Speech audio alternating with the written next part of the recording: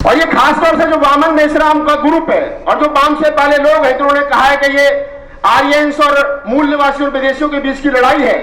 तो मेरा बड़ा एक अच्छा सा सवाल है उन लोगों के सामने। मेरी बात बुरी लगती है ज्यादातर वाम से पालों को। मैं कहता हूं कि भी बाबा साहब डॉक्टर अम्बेडकर ने जब ये नहीं कहा कि ब्राह्मण जो है वो विदेशी है, और बाबा साहब डॉक्टर अम्बेडकर ने संविधान को लिखते वक्त इस देश के अंदर जो भी व्यक्ति है उसको भारत की नागरिकता दी है, तो आप कौन लोग हो जो बाबा साहब डॉक्टर अम्बेडकर से ज्यादा बुद्धिमान हो गए और ये कह रहे हो कि इनको विदेश भेजेंगे? कैसे भेजोगे? कौन सा फॉर्मूला है तुम्हारे पास में? बताओ मुझे जरा। नहीं भेज सकते, ना तुम्हारी हिम्मत है, ना तुम्हारी औकात है। और मैं कह रहा हूं खुला चैलेंज, जिस गांव में तुम रहते हो ना, उस गांव में 4 घर ब्राह्मण हो गए, देश की तो छोड़ो, पहले उन्हें निकाल के दिखाओ। जिस गांव में पैदा हुई हो तो उस गांव से निकाल करके दिखाओ। नहीं निकाल सकते भाई। जो काम तुम कर नहीं सकते, जो काम संवैधानिक है नहीं, उधर ताकत लगाना, उधर नारे लगाना और समाज का पैसा इकट्ठा करके और उसके लिए सेमिनार करना और लोगों में जोश पैदा करना, मैं समझता हूं कि हमारा पैसा और हमारी ताकत गलत दिशा में लगाई जा रही है। यह तत्काल प्रभाव से बंद होना चाहिए। इस पर चर्चा नहीं होनी चाहिए। और जो भी मंच से इस प्रकार की बात कहे उससे पूछोगे क्या बाबा साहब डॉक्टर अम्बेडकर से ज्यादा पढ़ा लिखा है तू? नहीं ना। अरे जब बाबा साहब डॉक्टर अम्बेडकर ने इस बात को मानने से इनकार कर दिया और हमारे भारत का संविधान इस देश के अंदर चाहे हिंदू है, मुसलमान है, बौद्ध है, जैन है, नानक पंथी है, कबीर पंथी है, किसी भी पंथ, किसी भी धर्म, किसी भी क्षेत्र, किसी भी भाषा का रहने वाला और बोलने वाला है, उसको उसकी आजादी के अनुसार रहने की अनुमति देता है, तो ये गैर संवैधानिक बात करने वाले और अपने आप को अम्बेडकर की औलाद बताने वाले इन नालायकों के गरिबान से पकड़ पूछ करके पूछो कि ये गैर संवैधानिक बात भारत के अंदर क्यों बोली जा रही है।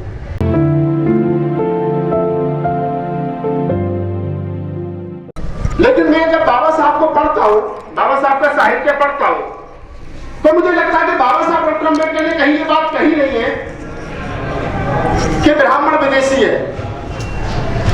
कहा है कहीं? बाबा साहब ने लिखा है कहीं? नहीं लिखा ना।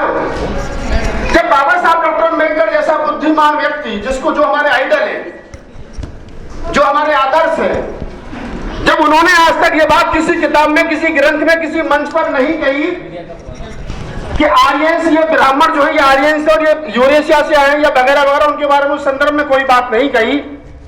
और यहां तक कि बाबा साहब डॉक्टर अम्बेडकर ने तो चौथा वर्ण भी मानने से इनकार कर दिया। तो मुझे लगता है कि अगर हम ये बात करते हैं और ये जो मूल निवासी और ये वगैरह वगैरह जो नए नए नारे दे रखे समाज में, एक बात तो मैं इसलिए मैंने बोली कि ये बात यहां तमाम वकील लोग ज्यादा हैं और आप लोगों की जिम्मेदारी बनती है कि संवैधानिक बात आप नहीं करोगे तो फिर कौन करेगा? आपकी जिम्मेदारी है। और एक बात मैं यहां और कहना चाहता हूं।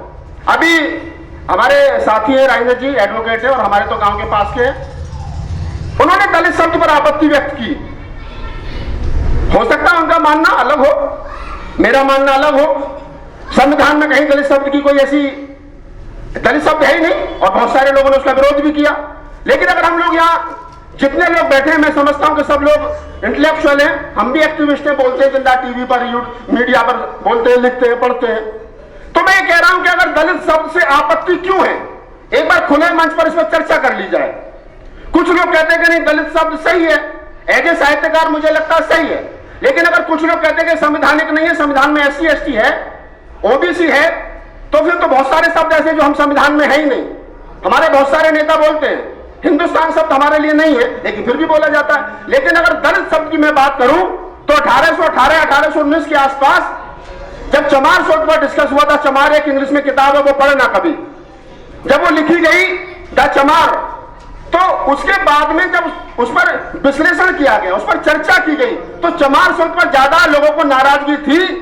इसलिए एक अंग्रेज ने, वेंटिक्यून ने उसके लिए कहा कि द लाइट का मतलब होता है जो लोग अंधेरे से रोशनी की तरफ आए, जो लोग अज्ञानता से बुद्धिमानता की तरफ आए, वो द लाइट हुए, उनको दलित कहा गया। ये दलित शब्द किस प्रकार से लोग इसको लेते हैं मुझे नहीं मालूम, लेकिन अगर हम उस प्रकार से उसको सोच लें तो इसमें कोई आपत्ति नहीं है। और मान्यवर साहब काशीराम ने दलित शब्द को उत्तर भारत में स्थापित किया DSO के माध्यम से। तो जो लोग ये कह रहे हैं कि दलित शब्द में गलती है, हो सकता है वो उनका विचार अलग हो, लेकिन मेरा मानना यह है कि राजनीतिक रूप से उत्तर भारत में नहीं पूरे भारत में मैं मान्यवर साहब काशीराम को राजनीति का साइंटिस्ट मानता हूं। उन्होंने जो राजनीति में प्रयोग किए और जो सफल करके दिखाया, जो सफलता उनको मिली वो बड़ी है।